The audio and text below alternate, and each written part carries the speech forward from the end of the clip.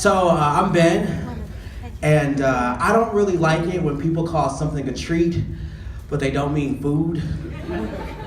You know, like when you're at the gym and you're at the end of your workout and your trainer's like, all right, you're in for a treat, but they mean like crunches, or like pull-ups, or like leg curls.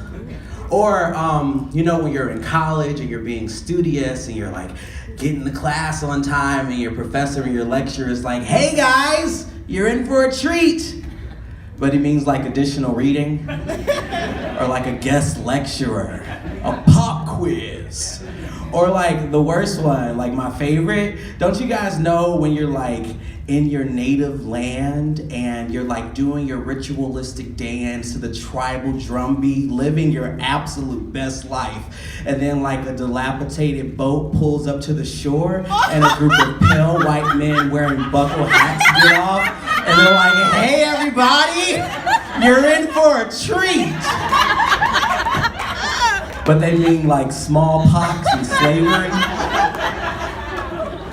It's just not fair because in each of those situations, we thought you brought us something delicious to eat. I was under the assumption that you had brought us brownies. Specifically like the corner piece that's like crispy on two sides and chewy in the middle.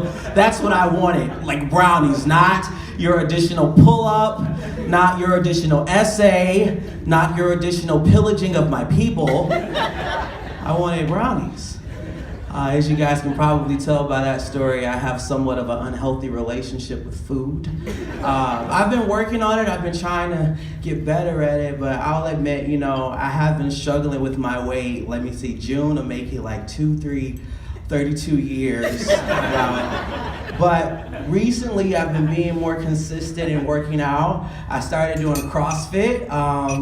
Oh, thanks. You know, they say you can always tell when someone does CrossFit or is a vegan or is a girl that has a skirt with pockets because they're gonna tell you in the first 5 minutes of meeting them.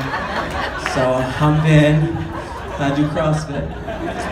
I actually have a bit of a testimonial in the amount of time where I've been being consistent in my CrossFit training. I actually have lost 90 pounds.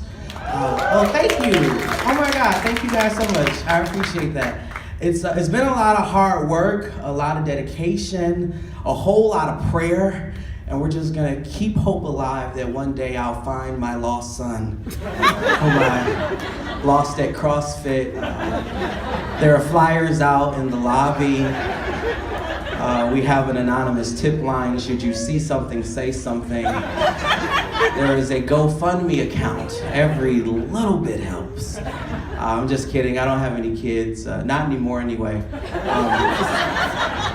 I'm okay with kids. Like, I'm pretty good with kids. I teach a couple of classes, and so when the time that I spend with kids is like structured and scheduled, I tend to be really good at it. When it's not, I end up in situations like this one time where I just gently, just delicately choked out a 14-year-old girl.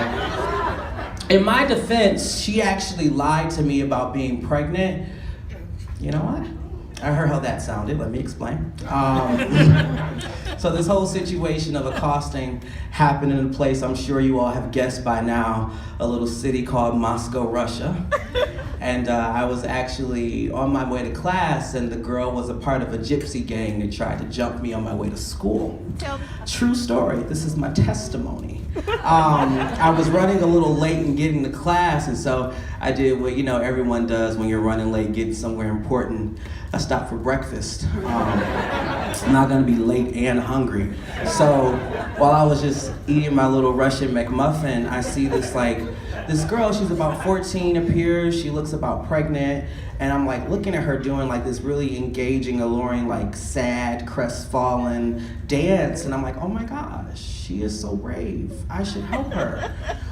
So I like reach into my wallet so I can get her a few rubles and be an ambassador for America and Jesus Christ. And so while I'm like placing the money in her vicinity to like cash charity and goodwill, she grabs my wallet. And I'm like, oh no, what's happening? There's something lost in translation. Let me not do this way. And as I'm trying to fix the situation, two of her fellow gypsy gang members grab each of my shoulders and they're like pulling me. And so I don't know if you guys can tell this about me, but I'm from Detroit and you're not just gonna take my stuff. So I like blacked out momentarily, and when I came to, my wallet was miraculously back in my pocket, and I was just gently just pushing my thumbs into her throat, shaking her back and forward while like simultaneously thrusting back to get the people off of me. I was able to break free. I got free unscathed and all of my things intact, and the moral of that story is that I don't go to Europe anymore. Just throw the whole continent away. I have no reason to go back. And choking a 14-year-old girl honestly isn't the worst thing I've ever done. This is another true story, and my mother can attest to this one. She's in the house. Hey Mom, I love you. When I was actually 19, home from my first year of college, I was involved in my first intoxicated driving incident. I'm not proud of it by any means. It's one of my biggest regrets. I was running a little late, going to work, and was listening to my show tunes, the great American pop musical Rent. 525,600, and I just like T-boned a drunk driver. I was completely sober. He was drunk. And his car spun and it hit a brand new Cadillac. It was a 3-car, everyone was okay. Everyone went home except for the drunk guy who went to jail. And I went to the historic Boston Edison district with my mom and dad. But besides those incidents, I think I'm a pretty good guy. People tell me I'm a good guy. I'm a nice, charming gentleman. You can't really tell when you look at my internet browsing history, however. And not because of what you guys are thinking. Get your minds out of the gutter. But I recently took inventory of what I look at online, especially my video streaming services and the actual movies and shows that I'm watching. And my top 3 are this show called My Strange Addiction. Have you guys ever heard of that one? It's a show where people are like, I'm addicted to dressing as a baby, or drinking bleach. And then the second one is this show called The Handmaid's Tale. Have you guys seen this? It's a really dark dystopian thriller. You're applauding for genocide, man. A really dark thriller. You can't be gay. They're just killing everybody off. Women are just taken advantage of horribly. And then rounding out the top 3 are Walt Disney World family vacation planning videos. And I have this irrational fear that one day I'm gonna get in a stop and frisk situation, and the FBI is gonna grab my computer and it's just gonna gently scream child trafficker. And I don't do that. It's not funny. I would never do anything like that. But I actually go to Disney a lot. I've been a couple of times to Walt Disney World, Disneyland. I've been to Tokyo Disney. I really want to go to Shanghai Disney. I think The Handmaid's Tale is actually a really great informational preparatory video. Help us all get ready for 2020. It's gonna happen. Thank God Canada's right there. And then, watching people who are addicted to things like drinking bleach, it kind of makes me feel less bad about the fact that I'm 32 years old and I still eat my boogers.